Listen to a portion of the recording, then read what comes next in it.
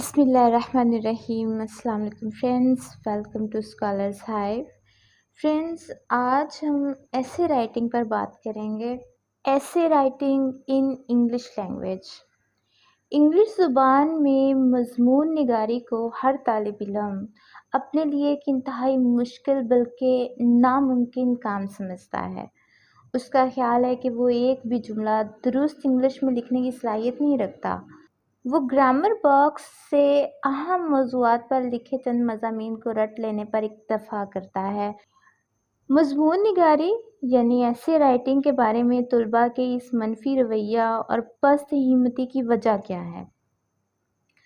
دیگر بہت سارے عوامل کے علاوہ فوری وجہ جھجک اور اس کی وجہ سے مشق کی کمی ہے، یعنی practice, lack of practice and hesitation.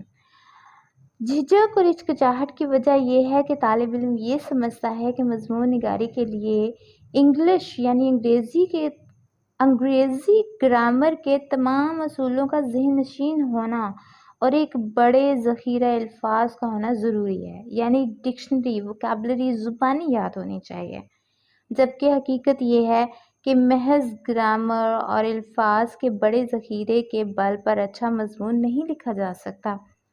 مضمون سے مراد کسی بھی موضوع پر، ٹاپک پر اپنے خیالات کا مختصر اظہار ہے۔ میں نے اپنے خیالات کہا ہے۔ استاد یعنی ٹیچر، انسٹرکٹر یا لیکچرر یا گرامر کی کتاب لکھنے والے کے خیالات نہیں۔ گویا مضمون نگاری کے لیے کسی بھی ٹاپک پر، کسی بھی موضوع پر پہلے اپنی انفرادی خیالات و نظریات کا ہونا ضروری ہے۔ فرینڈز، یہ جو خیالات، تھاٹس ہوتے ہیں نا، اٹس جسٹ لائک باڈی، یعنی یہ جسم کی طرح ہیں۔ الفاظ وہ لباس ہے جو اس کو پہنایا جاتا ہے۔ باڈی کا تعین کیے بغیر ہم لباس کیسے تیار کر سکتے ہیں؟ یعنی یہ جانے بغیر کہ ہم نے کیا لکھنا ہے، اس کی فکر کرنا کہ کیسے لکھنا ہے، محض حماقت ہے۔ اسی طرح خیالات کی ندرت اور گہرائی پر توجہ دیے بغیر موٹے موٹے ثقیل الفاظ استعمال کرنے کی کوشش کرنا نیری جہالت ہے۔ ویل نون رائٹر کوبیٹ، جن کا انداز تحریر، ندرت خیال اور سادہ زبان کی وجہ سے ایک ایگزامپل ہے، ان کا قول ہے، "If you clearly understand all about your matter, you will never want thoughts and thoughts instantly become words." گویا مضمون نگاری یعنی ایسے رائٹنگ کے دو بڑے مرحلے یہ ہوئے: کیا کہنا ہے، میٹر، کیسے کہنا ہے، میتھڈ۔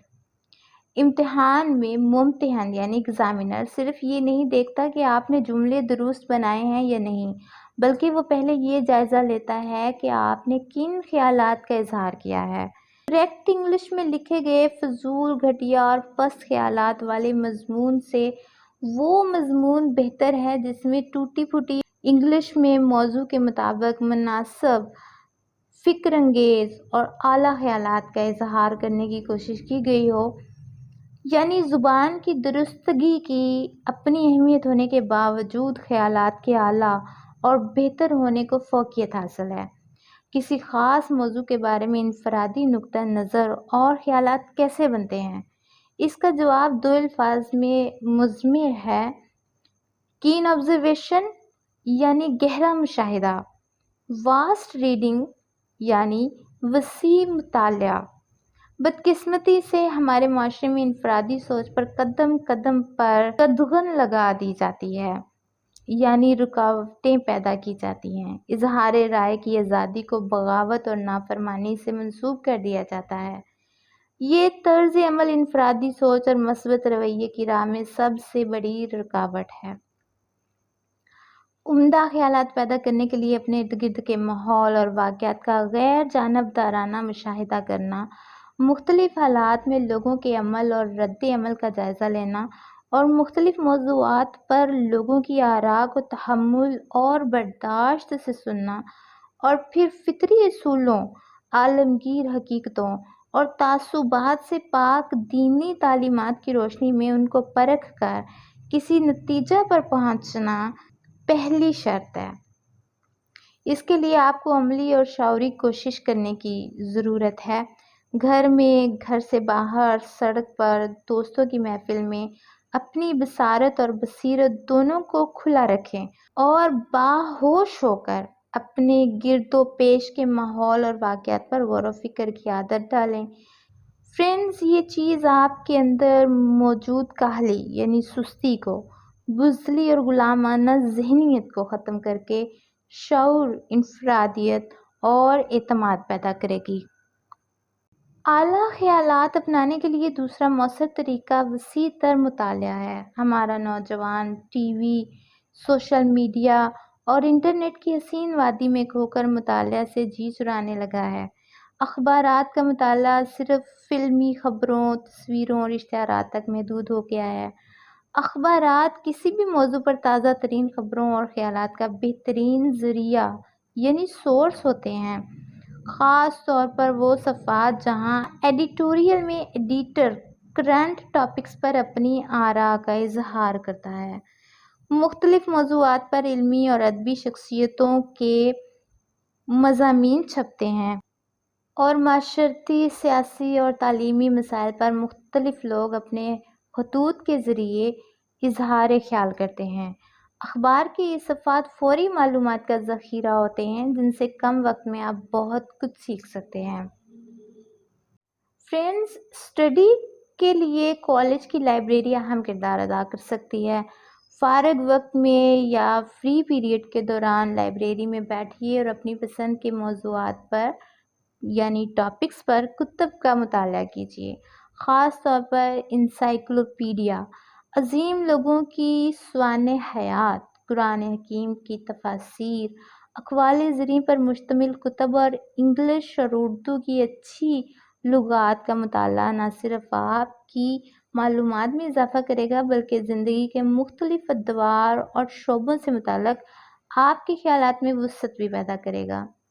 اخبارات اور مختلف کتب کے مطالعے کے دوران آپ کو جو مضامین اپنے مزاج اور امتحانی ضرورت سے ہم آہنگ یعنی ملتے جلتے نظر آئیں تو انہیں فوٹو اسٹیٹ کروا کر اپنے پاس محفوظ کر لیں اور وقتاً فوقتاً ان کی اسٹڈی کرتے رہیں۔ فرینڈز، عمدہ خیال کے اظہار کے لیے عمدہ زبان کا ہونا بھی ضروری ہے، لیکن عمدہ خیالات کی موجودگی میں عمدہ زبان کا سیکھنا اور اسے استعمال کرنا زیادہ مشکل نہیں، کیونکہ مشاہدہ اور مطالعہ کی عادت ڈالنے کے دوران آپ لاشعوری طور پر اپنے ذخیرہ الفاظ میں اضافہ کر چکے ہوتے ہیں۔ ظاہر ہے کہ جو کچھ آپ نے پڑھا وہ مواد الفاظ کا جامہ پہنے ہوئے تھا، یعنی آپ تک نئے خیالات الفاظ کے ذریعے ہی پہنچتے تھے۔ وسیع اسٹڈی کی وجہ سے اس طرح بہت سے نئے الفاظ، تراکیب، خوبصورت جملے اور اشعار وغیرہ بغیر شعوری کوشش کے آپ کے ذہن نشین ہو چکے ہوں گے۔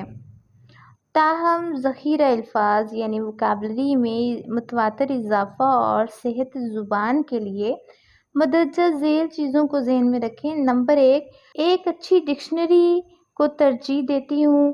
دوسرا، ایک اچھی گرامر کی کتاب کو روزانہ باقاعدگی کے ساتھ صرف 30 منٹ اسٹڈی کیجیے۔ فرینڈز، اس کے لیے آپ صبح سویرے یا رات سونے سے پہلے کا وقت متعین کر سکتے ہیں۔ مختصر وقت کے لیے مگر باقاعدگی کے ساتھ اسٹڈی سے آپ چند ہی روز میں حیرت انگیز رزلٹس دیکھیں گے۔ گرامر میں خاص طور پر narration, change of voice, tenses, correction of errors, ان کے رولز کو غور سے پڑھیں، سمجھیں اور ان کی مسلسل پریکٹس کریں، مشق کریں۔ عموماً طالب علم 8ویں سے F.A تک یہ اصول پڑھ چکے ہوتے ہیں لیکن ان کے عملی استعمال کو نہیں سمجھتے، یعنی وہ کسی ایک جملے کی نریشن یا وائس تبدیل کرنے کی صلاحیت تو رکھتے ہیں لیکن پیراگراف یا مضمون میں ان کے استعمال کی کوشش نہیں کرتے۔ اس نے کہا کہ وہ بیمار ہے کا انگلش میں ترجمہ کرنے کو کہا جائے تو ممکن ہے آپ ترجمہ اس طرح کریں He said that he is ill۔ یہ لفظی ترجمہ ہے جو کہ رونگ ہے۔ نریشن کے اصول کے مطابق اگر رپورٹنگ سپیچ پاسٹ ٹینس میں ہے تو رپورٹڈ اسپیچ کا ٹینس بھی پاسٹ ہونا چاہیے. گویا کریکٹ ٹرانسلیشن یہ ہوگی he said that he was ill. اس ایگزامپل سے انگلش گرامر کے اصولوں کی عملی پریکٹس کی اہمیت واضح ہو جاتی ہے. اگر آپ مذکورہ بالا طریقوں سے اپنے خیالات میں وسعت اور زبان کو درست کرنے کی کوشش کرنے کے ساتھ کسی بھی موضوع پر روزانہ صرف ایک پیج باقاعدگی سے لکھنا شروع کر دیں، صرف ایک ماہ کے عرصہ میں آپ انگریزی میں یعنی انگلش میں اپنے خیالات کا اظہار کرنے کے قابل ہو جائیں گے. ایسے رائٹنگ پر اس عمومی بحث کے بعد ان شارٹ اس کے عملی طریقوں کا جائزہ لیتے ہیں. نمبر 1، امتحان میں کم از کم 2، 3، 5 یا 6 موضوع دیے جاتے ہیں جن میں سے کسی ایک پر آپ کو مضمون لکھنا ہوتا ہے یا کوئی پیراگراف لکھنا ہوتا ہے. موضوع کا چناؤ اولین اہمیت کا حامل ہے. ایسے مضمون کو منتخب کیجیے جس کے بارے میں آپ کو اعتماد ہو کہ آپ کے پاس کافی مواد یعنی مٹیریل موجود ہے. نمبر 2، مٹیریل کو یعنی مواد کو ذہن میں لانے کے لیے مختلف طریقے استعمال کیے جا سکتے ہیں. مثلاً آپ اس موضوع سے متعلق خود سے سوال پوچھیں. سوال WH سے شروع ہونے والے الفاظ what، when، where، why، which، who، whom، whose، how سے شروع کریں. مثلاً what is co-education، when was it first introduced، where was it first introduced، etc. سوال کے جواب کے طور پر مٹیریل خود بخود آپ کے ذہن میں ابھرے گا. نمبر 3، ایک اور میتھڈ یہ ہے کہ آپ اپنی کاپی پر ایک دائرہ لگائیں، پھر ٹاپک کے بارے میں سوچنا شروع کر دیں. جس طرح سے آپ کے ذہن میں خیالات آئیں انہیں بغیر کسی ترتیب کے دائرے کے گرد لکیریں لگا کر لکھتے جائیں. اسے برین سٹارمنگ کہا جاتا ہے. مثلاً آپ لاہور کے بارے میں ایسے لکھنا چاہتے ہیں. آپ کے ذہن میں خیالات اس ترتیب سے آتے ہیں: قدیم شہر، یادگار کا وہاں پر موجود ہونا، بادشاہی مسجد اور علامہ اقبال کا مزار، اور وہاں پر وہ جو ایک شاہی قلعہ ہے جس کی زیارت کے لیے لوگ دور دور سے آتے ہیں. پھر داتا دربار کا وہاں پر موجود ہونا، وہاں پر ہسٹوریکل پوائنٹ آف ویو کے علاوہ یا ہسٹوریکل بلڈنگز کے علاوہ باقی بڑی عمارتوں کا وہاں پر موجود ہونا، تفریحی مقامات، university, colleges, medical college, hospitals.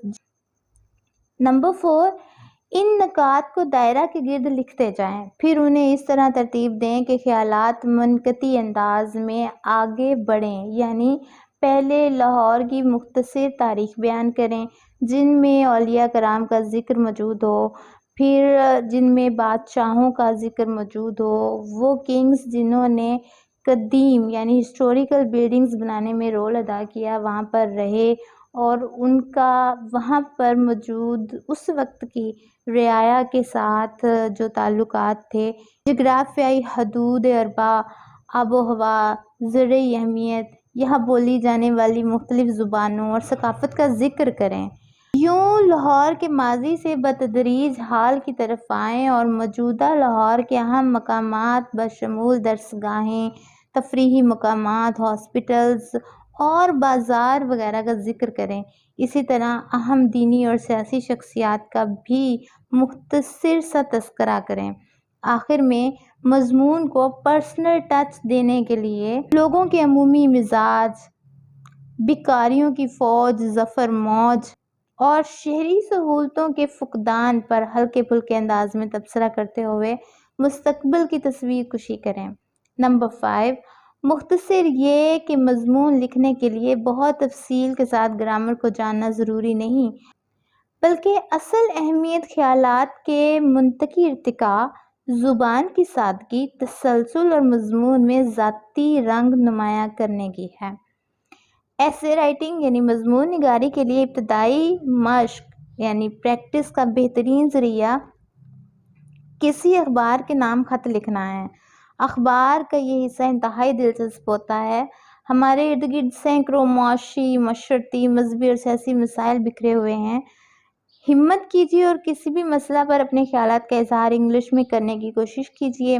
مجھے لگتا ہے یہ کافی مزے کی بات ہے کہ ہم صرف لکھیں اور اس میں جو چیز کریکٹ کرنے کی ضرورت ہے، ظاہر ایک ٹیم ہوتی ہے جو کام کر رہی ہوتی ہے، تو آپ اپنے اچھے خیالات دیجیے، انگلش ایڈیٹر صاحب خود درست کر لیں گے۔